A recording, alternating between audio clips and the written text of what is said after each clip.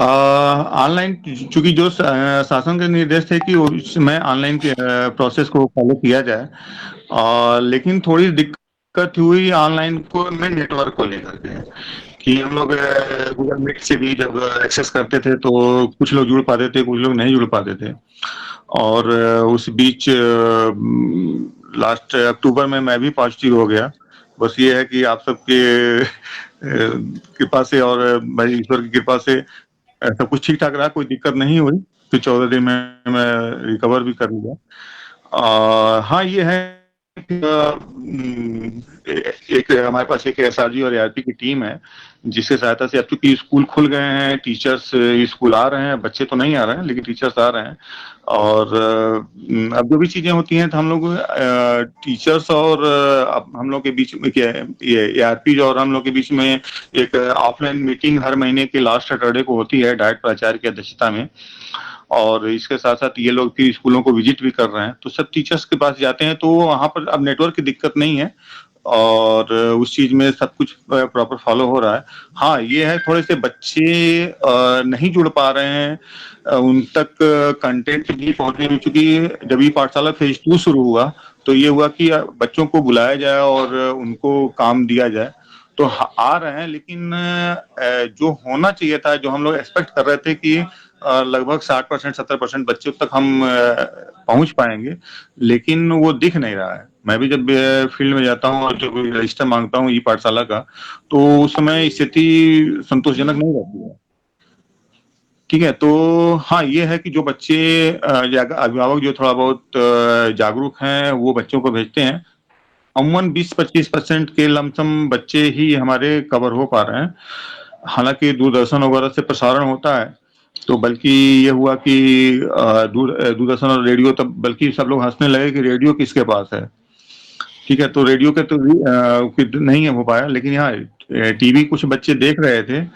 कुछ अभिभावकों का ये समस्या था कि चूंकि 9 से 1 के बीच में ही दूरदर्शन का प्रसारण होता है और जनरली गांव में लाइट नहीं रहती, तो लाइट नहीं रहने की वजह से भी दिक्कत हो जाती है। तो वो पिछले बार जब जिला शिक्षा समिति की जो डीएम की अध्यक्षता की बैठक होती है, तो उसमें मैंने ये चीज रखा था कि जो गांव में जो लाइट की जो शेड्यूल है, डीएम से मैंने अनुरोध भी किया था कि मैम अगर ये करा दिया जाए कि 9 से 1 के बीच में लाइट दिया जाए गांव में, ताकि बच्चे टीवी देख सकें। तो लेकिन वो हो नहीं पाया, बस ये मतलब चर्चा होके रह गया, और फिर आगे कुछ हुआ नहीं। तो मतलब जो चीजें वास्तव में, जो चीजें ऑफलाइन में जो हम बता सकते हैं, जो हम दे सकते हैं, वो चीजें ऑनलाइन में हो नहीं पा रही है। ये दिक्कतें आ रही हैं। प्रयास तो हम लोगों ने बहुत किया, लेकिन मतलब एक्सपेक्टेड रिजल्ट नहीं आया। चूंकि मैं भी टीचर ही हूँ और यहाँ पर फिलहाल डेपुटेशन पर हूँ, और इससे पहले मैंने गोरखपुर में बहुत काम किया है, और मैंने आपके 2 साल पहले मैंने अपने आप को इनरोल भी किया था, लेकिन नहीं हो पाया। और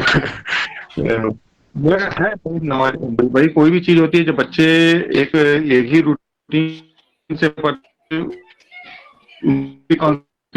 तो जाहिर सी बात है, एक हम अगर दो दो टाइम एक ही भोजन मिल गया, फिर तीसरे टाइम हमको चेंज तो होना चाहिए। हाँ, ये है कि टीचर्स कितना उसमें इंटरेस्ट ले रहे हैं, या हम टीचर्स को कितना हम उनको इसके प्रति अट्रैक्ट कर पा रहे हैं, इस पर थोड़ा सा ये डिपेंड करता है। अब तो निश्चित तौर पर प्रभावित करेंगे कि उसमें, क्योंकि जो हमारे शिक्षक संकुल का चयन किया गया है, और मैं खुद भी देख रहा हूँ इस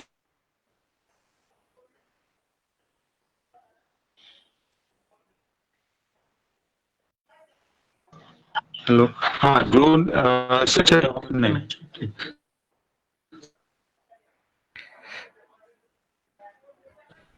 सर आपकी कि आवाज अच्छा, एक्चुअली बीच बीच में कॉल आ जा रहा है जी।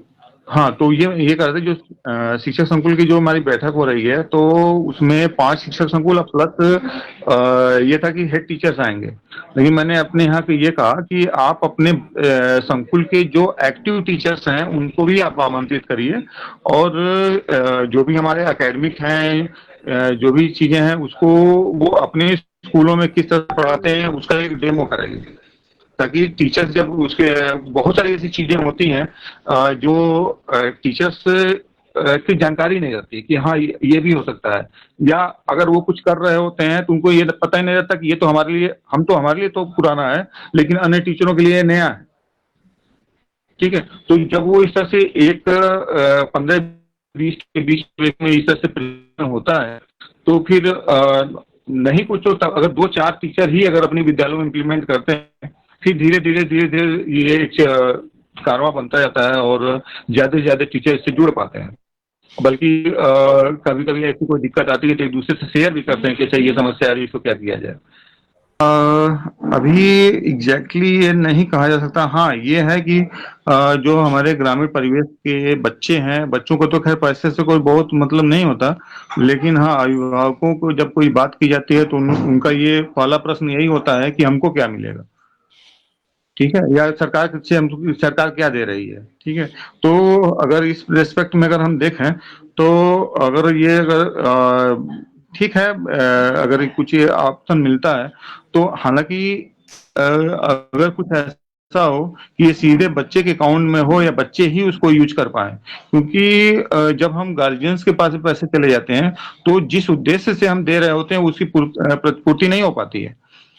और तो इस तरह से कुछ ऐसा चीजें हो कि इसमें इंक्लूड किया जाए कि बच्चे ही उसको यूज कर पाए तो ज्यादा बेहतर रहेगा। हालांकि कुछ अभिभावक हैं जो जागरूक हैं, वो अपने स्तर से अगर उनको स्कॉलरशिप नहीं भी मिलती तब भी वो काम करते हैं। लेकिन ये है कि तब भी चूंकि हमारे जो बेसिक स्कूल में वही बच्चे आते हैं जो एक तरह से समाज में जो आर्थिक रूप से सबसे अंतिम वर्ग में आते हैं, तो वही बच्चे मिलते हैं अधिकांशतः। लेकिन अगर उनको एक तरह से एक सपोर्ट मिल जाता है तो अच्छा है।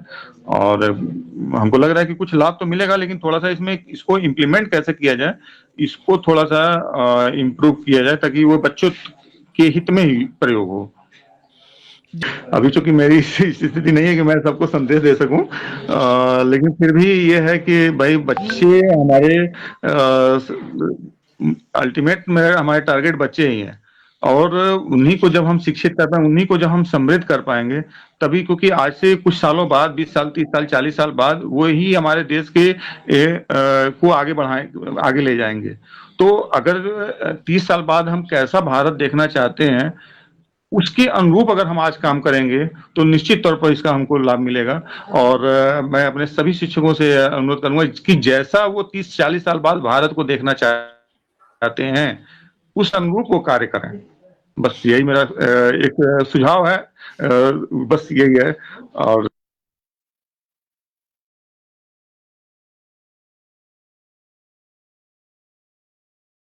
नमस्कार, मेरा नाम अरविंद कुमार पांडे है। मैंने इलाहाबाद विश्वविद्यालय इलाहाबाद से बीएससी व बुंदेलखंड विश्वविद्यालय झांसी से बीएड की शिक्षा ग्रहण की है। मुझे बेसिक शिक्षा में अध्यापन का 5 वर्षों का अनुभव है। मैं प्राथमिक विद्यालय परासखाड़ विकास क्षेत्र ब्रिजमनगंज जनपद महाराजगंज में सहायक अध्यापक के पद पर कार्यरत हूँ। मेरे विद्यालय में 286 बच्चे पढ़ते हैं और सभी छात्र ग्रामीण परिवेश से हैं। मेरे ज़िले महाराजगंज की विशेषता ये है कि यहाँ पर पांडवों द्वारा स्थापित लेहड़ा माता का मंदिर है जो अत्यंत प्राचीन है। और भी ऐतिहासिक स्थल हैं जैसे इटहिया मंदिर अन्य। मेरी समस्या थी कि कोरोना काल में बच्चों तक कैसे शिक्षा पहुंचाई जाए। मैंने जब श्री अरविंदो सोसाइटी के ZII कार्यक्रम का प्रशिक्षण प्राप्त किया तो मुझे पता चला कि बिना पैसे खर्च किए शून्य निवेश पर भी ऐसे कुछ नवाचार किए जा सकते हैं जिससे पढ़ाने के तरीकों में सुधार किया जा सकता है। इनोवेटिव पाठशाला कार्यक्रम के प्रशिक्षण में मुझे अपने विषय को विभिन्न गतिविधियों के आधार पर सिखाने का तरीका भी समझ में आया। मैंने सीखा कि अनुभवात्मक शिक्षण के लिए बच्चों को गतिविधि में शामिल करना चाहिए। प्रशिक्षण से मुझे बहुत फ़ायदा मिला है। मेरे दिमाग में जो गतिविधियाँ चल रही थी मैं उसे ठीक ढंग से बच्चों के साथ क्रियान्वित कर पाया। प्रशिक्षण मैंने ऑनलाइन पढ़ाने के लिए कई तरीके सीखे। मुझे खुशी है इस काम करने में ZIII के प्रशिक्षक श्री अमित जी का बहुत बहुत योगदान रहा है। उन्होंने मेरी बहुत मदद की। मैंने अपना आइडिया उनके साथ साझा किया और उन्होंने मेरे आइडिया को सुधारने में मेरा सहयोग भी किया। मेरी समस्या का समाधान, मैंने अपनी जो समस्या थी उसका समाधान ऑनलाइन क्लासेस के माध्यम से कर लिया है। मेरा विद्यालय बजरंगगंज ब्लॉक का मॉडल स्कूल है, क्योंकि यहाँ पर ऑनलाइन क्लासेस संचालित हैं। वह यहाँ का परिवेश अत्यंत ही मनमोहक है। श्री अरबिंदो सोसाइटी और HDFC बैंक को ये मंच प्रदान करने के लिए बहुत बहुत धन्यवाद देता हूँ। धन्यवाद।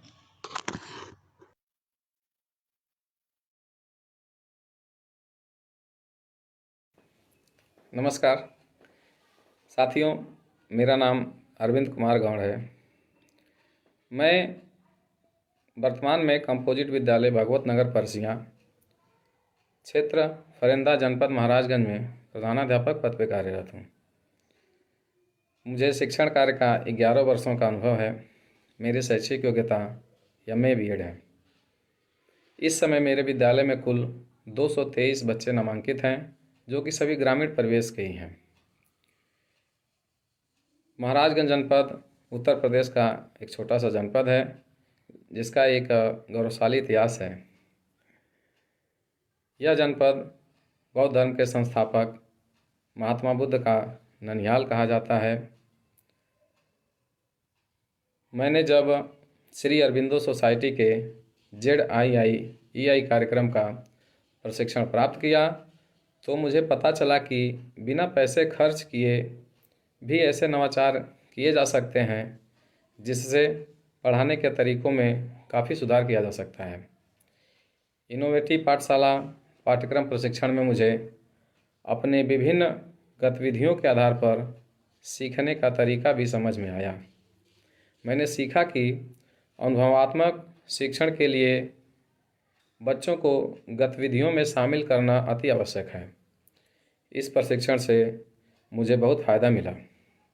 मेरे दिमाग में जो गतिविधियां चल रही थी उसे मैं ठीक ढंग से बच्चों के साथ क्रियान्वित कर पाऊंगा, ये मेरा विश्वास है।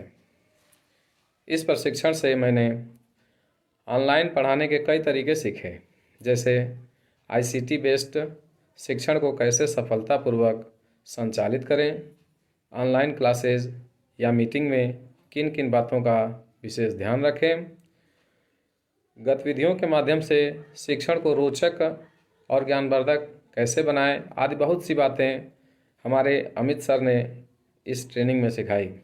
मुझे खुशी है कि इस काम को करने में ZIII के प्रशिक्षक श्री अमित श्रीवास्तव जी ने मेरी बहुत मदद की। मैंने अपना आइडिया उनके साथ शेयर किया, साझा किया और उन्होंने मेरे आइडिया में अपेक्षात्मक सहयोग करके सुधार भी करवाए। मेरे विद्यालय के शैक्षिक एवं भौतिक परिवेश वर्तमान में काफ़ी सुव्यवस्थित एवं उत्कृष्टता की श्रेणी में है। हमारा विद्यालय इस लिहाज से रोल मॉडल विद्यालय की श्रेणी में आता है।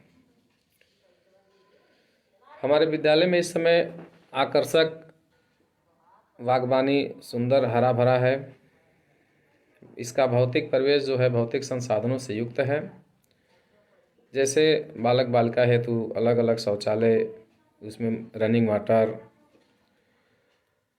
मल्टीपल हैंड वॉश की व्यवस्था, शौचालय की टाइलीकरण, विद्युतीकरण, हर कमरे में पंखे लाइट की व्यवस्था, ऑडियो साउंड सिस्टम के माध्यम से प्रेयर और अन्य सांस्कृतिक कार्यक्रमों में उसकी उपयोगिता, बच्चों को पीने के लिए RO वाटर मशीन की व्यवस्था विद्यालय में है।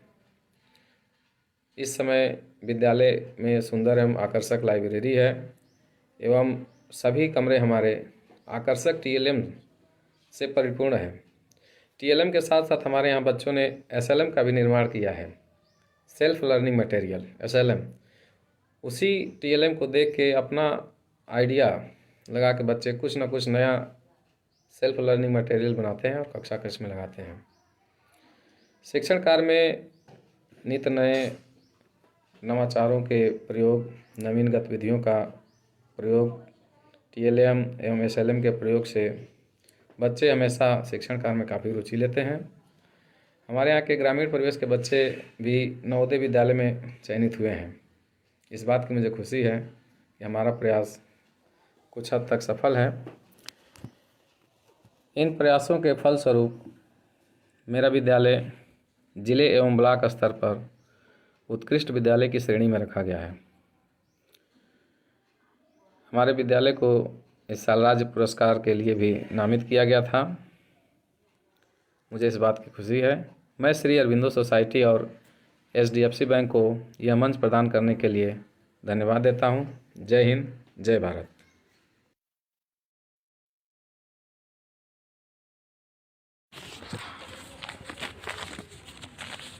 नमस्कार, मेरा नाम प्रियंका यादव है। मेरी शैक्षिक योग्यता MSc BTC है। मुझे शिक्षा में कुल 5 वर्षों का अनुभव है।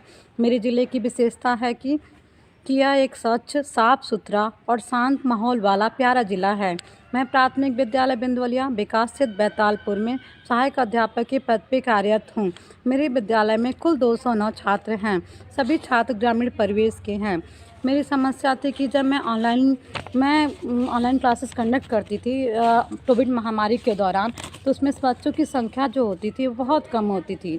मैंने जब श्री अरविंदो सोसाइटी के द्वारा संचालित जी कार्यक्रम का प्रशिक्षण प्राप्त किया, तो मुझे यह पता चला कि बिना पैसे खर्च किए भी शिक्षा में नवाचार किए जा सकते हैं, जिससे पढ़ाने के तरीकों में सुधार किया जा सकता है। न्योटी पाठशाला के प्रशिक्षण से मुझे अपने विषय की विभिन्न गतिविधियों के आधार पर सिखाने का तरीका समझ आया। मैंने सीखा कि अनुभवात्मक शिक्षण के लिए बच्चों को गतिविधि में शामिल करना चाहिए। प्रशिक्षण से मुझे बहुत फ़ायदा मिला। मेरे दिमाग में जो गतिविधियाँ चल रही थीं, मैं उसे ठीक ढंग से बच्चों के साथ क्रियान्वित कर पाई। मैंने ऑनलाइन पढ़ाने के कई तरीक़ों सीखे, जैसे ICT टूल का यूज, ऑनलाइन क्लासेस में कैसे गतिविधियों को शामिल करते हैं। मुझे खुशी है कि इस काम को करने में जी के प्रशिक्षक श्री मंगेश्वर पांडे ने मुझे बहुत ही मदद की। मैंने अपने आइडियाज़ उनके साथ साझा किए और उन्होंने मेरे आइडियाज़ को सुधारने में सहयोग किया। मेरी समस्या का समाधान भी उन्होंने बताया कि कैसे मैं अपनी ऑनलाइन क्लासेस को, इन गतिविधियों को शामिल करूं और उसे इंटरेस्टिंग बनाऊं कैसे, और मैं ज़्यादा से ज़्यादा बच्चों को जोड़ने के लिए उनके अभिभावकों को संपर्क करूं और उनको प्रेरित करूं कि अपने बच्चों को ऑनलाइन क्लास से जोड़ें। मेरा विद्यालय है एक मॉडल स्कूल बन पा रहा है, क्योंकि हमारे विद्यालय में बच्चों को जो पढ़ाने का तरीका है वो बहुत ही सरल है। उनमें जब भी शिक्षक जो होते हैं बच्चों को किसी भी क्लास लेते हैं तो उनमें गतिविधियों को शामिल करते हैं, नए नए तरीके शामिल करते हैं, जिससे बच्चे अच्छी तरह से सीख पाते हैं। मैं श्री अरविंदो सोसाइटी और HDFC बैंक को बहुत ही धन्यवाद देती हूँ कि उन्होंने मुझे यह मंच प्रदान किया।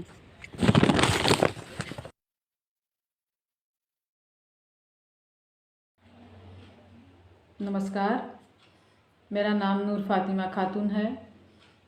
मैंने BA, BTC, B.Ed, TET, C.TET किया है। मुझे शिक्षा में 15 वर्षों का अनुभव है। मेरा ज़िला प्राचीन काल में कुशीनारा के नाम से जाना जाता था, जो अब कुशीनगर के नाम से जाना जाता है। यह भगवान बुद्ध की महापरिनिर्वाण स्थली है, जो कि पूरे विश्व में प्रसिद्ध है। जिले का मुख्यालय पडरौना है। कुशीनगर प्रसिद्ध बौद्ध तीर्थ स्थल है। यह विश्व भर से तीर्थयात्री आते हैं। यह जिला गोरखपुर मंडल के अंतर्गत आता है। हमारे ज़िले के पूरब में बिहार राज्य स्थित है। यहाँ 14 ब्लॉक, 6 तहसील तथा 1620 गांव हैं। यहाँ की अर्थव्यवस्था कृषि पर आधारित है। मैं प्राथमिक विद्यालय हाता 3 ब्लॉक तमकुही जिला कुशीनगर में शिक्षिका हूँ। मेरे विद्यालय में 72 बच्चे पढ़ते हैं और सभी छात्र ग्रामीण परिवेश के हैं। मेरी समस्या थी कि कक्षा 1-2 के बच्चे पढ़ाई में ज़्यादा रुचि नहीं लेते थे। उनका मन खेलने में ही ज़्यादा लगता था। मैं जब श्री अरविंदो सोसाइटी के ZII कार्यक्रम का प्रशिक्षण प्राप्त की तो मुझे पता चला कि बिना पैसे खर्च किए भी ऐसे नवाचार किए जा सकते हैं जिससे पढ़ाई के तरीकों में सुधार किया जा सकता है। इनोवेटिव पाठशाला कार्यक्रम के प्रशिक्षण से मुझे अपने विषय को विभिन्न गतिविधियों के आधार पर सिखाने का तरीका भी समझ आया। मैंने सीखा कि अनुभवात्मक शिक्षण के लिए बच्चों को गतिविधि में शामिल करना चाहिए। प्रशिक्षण से मुझे बहुत फ़ायदा मिला। मेरे दिमाग में जो गतिविधि चल रही थी उसे ठीक ढंग से बच्चों के साथ क्रियान्वित कर पाई। प्रशिक्षण से मैंने ऑनलाइन पढ़ाने के लिए कई तरीके सीखे, जैसे कि screen recording, highlight, zoom app द्वारा। मुझे खुशी है कि इस काम को करने में ZII के प्रशिक्षक अरविंद सर ने मेरी बहुत मदद की। मैंने अपना आइडिया उनके साथ साझा किया और उन्होंने मेरे आइडिया को सुधारने में सहयोग किया। मैंने अपनी कक्षा को भयमुक्त खुशहाल वातावरण बनाते हुए हाव भाव से कविताओं का पाठ कराया, कहानी सुनाई और बोल भाई कितने, आप चाहें जितने, काना फूसी, हवा में लिखो, अक्षर कूद आदि गतिविधियों से बच्चों को पढ़ाई में रुचि जगाने का सफल प्रयास की। मैं अरविंदो सोसाइटी और HDFC बैंक को यह मंच प्रदान करने के लिए धन्यवाद देती हूँ। धन्यवाद। नमस्कार, मेरा नाम तपस्या पुरवार है। मैंने इंग्लिश लिटरेचर से MA MPhil किया हुआ है। मास्टर डिग्री मेरे पास BEd है। 12 वर्षों से मैं अध्यापक के पद पर जनपद रायबरेली के डीह ब्लॉक के प्राथमिक विद्यालय पूरे टोड़ी में प्रधानाध्यापक के पद पर कार्यरत हूँ।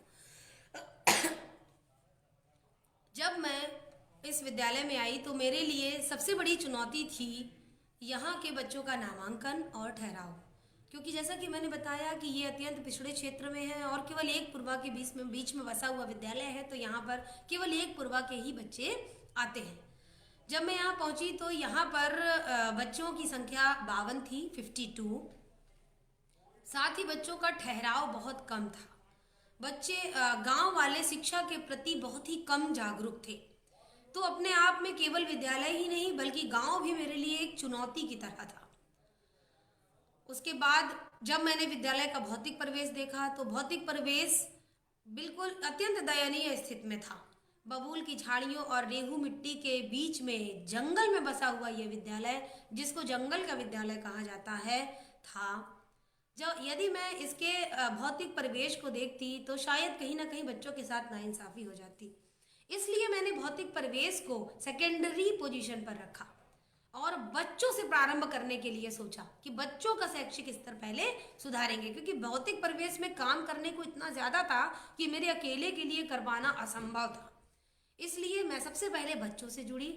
बच्चों के अंदर वो नवाचार मैंने डालने की कोशिश करी। अपने शिक्षण को, अपनी शिक्षण विधियों को, शिक्षण तकनीकों में सुधार करके बच्चों को रुचिपूर्ण और आनंददायी शिक्षा प्रदान करने की कोशिश करी, जिससे मैं बच्चों से अभिभावक और अभिभावक से मैं पहुंच सकूं समुदाय तक, क्योंकि समुदाय के सहयोग के बिना भौतिक परिवेश को सुधार पाना एक दुरूह कार्य था। तो इस प्रकार आज की डेट पर मेरे विद्यालय में 80 बच्चों का नामांकन है, जहां पर जो 100% नामांकन है उसी पूर्वे का। साथ में जो पास के प्राइवेट विद्यालय हैं वहाँ के बच्चों का भी आज की डेट पर मेरे विद्यालय में नामांकन है। और भौतिक परिवेश की बात करें तो पिछले 4 वर्षों के प्रयास का ये नतीजा है कि आज उस विद्यालय को जंगल में मंगल का विद्यालय कहा जाता है। वही प्रधान जी जो इस विद्यालय को जंगल का विद्यालय कहते थे, उन्होंने इस विद्यालय के प्रयासों को देखते हुए ऑपरेशन कायाकल्प के अंतर्गत विद्यालय का जीर्णोद्धार कराया। आज ये विद्यालय एक स्वच्छ, सुंदर और डिजिटल विद्यालय है और ऐसा बताते हुए मुझे अत्यंत फक्र है। तो बात ये होती है कि किस प्रकार से ये कार्य करना संभव हुआ। 52 से 80 तक की संख्या में पहुंचना आसान हुआ। इसमें बहुत बड़ा योगदान हमारे श्री अरविंदो सोसाइटी के द्वारा दिए जा रहे ZIEI के प्रशिक्षण का रहा। इस प्रशिक्षण को प्राप्त करने के पश्चात मुझे ये पता चला कि किस प्रकार से जो गतिविधियां, जो नवाचार मेरे दिमाग में चल रहे थे, उनको बच्चों के बीच तक लेकर के आना है और बच्चों को इंटरैक्ट खुद से करते हुए अट्रैक्ट करना है, ताकि बच्चों का रुझान पैदा हो सके शिक्षा की ओर। और बहुत ही बढ़िया लगा मुझे जब हमारे प्रशिक्षक अजय वाजपेयी सर के द्वारा मुझे ये पता चला कि ZIEI में शून्य निवेश नवाचारों का प्रयोग किया जाता है और बिना पैसा खर्च किए यदि कोई चीज़ हमें प्राप्त हो जाती है तो उससे बढ़िया तो कुछ भी नहीं है, क्योंकि वो तो लॉन्ग लास्टिंग रहेगी। और मैं आपको बताती हूँ कि मैंने अपने विद्यालय में वही कंक्रीट पत्थर, जिनके कारण उसे कंक्रीट का रेत का विद्यालय कहते थे, उन्हीं का प्रयोग करके गणित शिक्षण को मैंने रुचिकर बनाया। पत्तियाँ, फूल, कागज के टुकड़े, बेकार पड़े हुए गत्ते के टुकड़े, डिब्बे, शादी के कार्डों का प्रयोग करके मैंने अपने विद्यालय में TLM की दुकान खड़ी कर दी। उन TLM का प्रयोग जब मैं या मेरा अध्यापक जाता है क्लासरूम में तो उनका करता ही है, साथ ही बच्चों को भी इस बात का फ्रीडम है कि वो उन TLM का जिस समय भी उनका पीरियड फ्री हो उस समय वो उनका प्रयोग करे और आपस में खेले। उनको ये लगता है कि हम कोई खेल खेल रहे हैं, लेकिन हमें मालूम है कि उस खेल को खेलते खेलते कहीं ना कहीं वो मेरा काम आसान कर रहे हैं, शिक्षण की ओर वो बढ़ रहे हैं। इसलिए मैं ये कहना चाहती हूँ कि जहाँ चाह वहाँ राह। यदि हम चाह लेंगे कि हमें कुछ करना है तो वो दिन दूर नहीं कि सफलता हमारे कदम चूमेगी, जिसका ये नतीजा हुआ कि ZIEI की जो इनोवेटिव पाठशाला है, अपनी स्मार्ट टीवी के माध्यम से मैंने उस इनोवेटिव पाठशाला से बच्चों को जोड़ा। स्क्रीन शेयर करते हुए बच्चों को इनोवेटिव पाठशाला के ग्रिड गेम खेलना इत्यादि मैंने सिखाया। बच्चे बहुत अट्रैक्ट हुए, बच्चों को कुछ नया करने को मिला। ये जो नयापन दे रहा है ZIEI, ये बहुत अच्छी चीज़ है। बहुत सारे हमारे पूरे भारतवर्ष के अध्यापक इससे जुड़े हुए हैं और इस तरह के आइडियाज़ मिलते हैं जो हम नहीं सोच पाए थे, लेकिन हमको प्राप्त हो रहे हैं। उनका लाभ हमने अपने बच्चों को दिया और साथ में अपना भी शून्य निवेश नवाचार ZIEI से साझा किया, जिसके कारण उन्होंने मुझे प्रशस्ति पत्र देकर के सम्मानित किया। ये भी मैं बताना चाहूँगी आपको, इन सब का नतीजा ये निकला कि पिछले वर्ष 2019 में जनपद रायबरेली से मुझे उत्कृष्ट शिक्षक सम्मान प्राप्त हुआ, जो अपने आप में एक बहुत बड़ी सफलता है। इस प्रकार तरीकों को और तकनीकों को अपना करके मैं अपने अनुभवात्मक शिक्षण के साथ और ZIEI के सहयोग से अपने विद्यालय को आज एक रोल मॉडल विद्यालय के रूप में बना पाई हूँ और ऐसा कहने में मुझे अत्यंत फक्र है। तो यहीं से मैं अपनी बात को विराम देती हूँ। मैं श्री अरविंदो सोसाइटी और HDFC बैंक को यह मंच मुझे प्रदान करने के लिए धन्यवाद करती हूँ। Thank you. जी सर, लॉकडाउन तो एक हमारे लिए एक चैलेंज की तरह आया और इस चैलेंज को जिस तरीके से जो भी निर्देश मिलते गए ऊपर से और स्थानीय स्तर पर, क्योंकि हर जगह की परिस्थितियां थोड़ी अलग थी और उन परिस्थितियों में देखते हुए जो भी जिस तरीके से चैलेंज को हमारे यहाँ फेस किया गया वो बड़े ही अच्छी तरीके से हैंडल किया गया। शुरू में तो हमारे बच्चे जो है विद्यालयों से बिल्कुल कट ऑफ रहे कुछ दिनों तक, लेकिन उसके बाद जब लॉकडाउन बढ़ने लगा धीरे धीरे तो फिर जब विद्यालय खुले जुलाई में तो उस समय फिर ऑनलाइन कक्षाएं शुरू की गई। उन ऑनलाइन कक्षाओं के माध्यम से कुछ छात्र तो लाभान्वित हो रहे थे, लेकिन बहुत एक बड़ी संख्या जो थी वो छूट जा रही थी।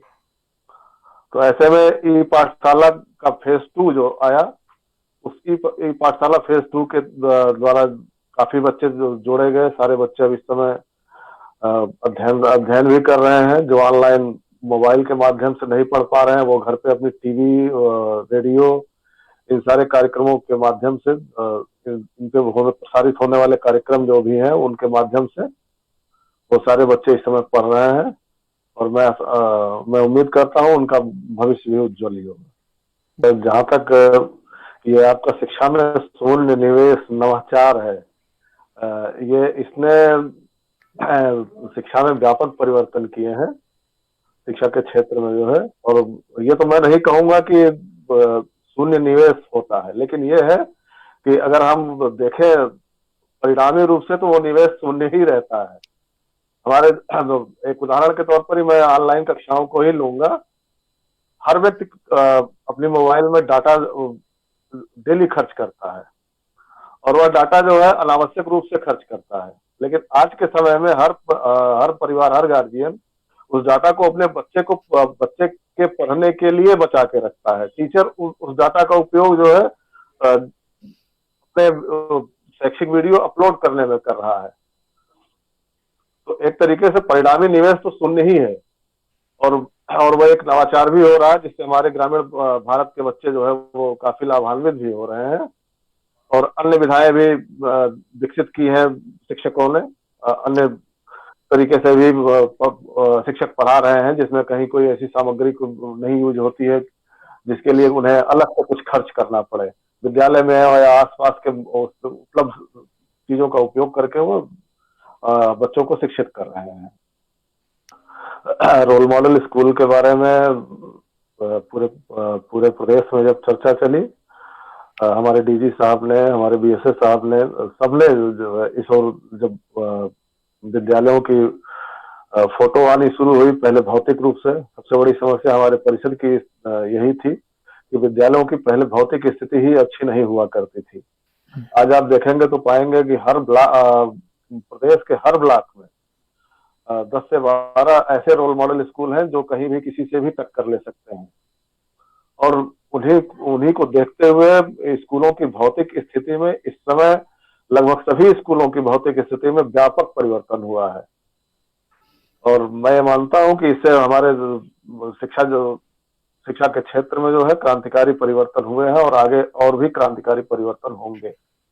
जो मेरा अनुभव रहा है अभी तक का, उसमें ये मैं मानता हूं विद्यालयों में बच्चों की कम उपस्थिति का कारण कहीं न कहीं उनकी आर्थिक स्थिति रही है। विद्यालय हमें बच्चे इसीलिए नहीं आ पाते हैं कुछ दिनों तक या नियमित नहीं आ पाते हैं क्योंकि वो अपने परिवार की आर्थिक स्थिति को सुधारने में कहीं न कहीं वो अपना योगदान देते हैं। और कोई भी परिवार ये नहीं चाहता है कि उसका बच्चा मेहनत मजदूरी करे पढ़ने के समय, लेकिन उनकी भी ऐसी मजबूरियां होती है कि वो उनसे काम लेते हैं। और अगर आपकी ये छात्रवृत्ति, सूक्ष्म छात्रवृत्ति उन्हें मिलेगी तो निश्चित तौर पर उनकी विद्यालयों में उपस्थिति बढ़ेगी और वो नियमित रूप से विद्यालय आ पाएंगे। जो कार्यक्रम है शिक्षा में शून्य निवेश नवाचार, इसका मैं और भी विस्तार होते हुए ही देखना चाहूंगा और इससे हमारे शिक्षक काफी प्रेरित हुए हैं और आगे भी प्रेरणा लेकर के ऐसे ही शिक्षा के स्तर को उठाने का कार्य करते रहेंगे आप।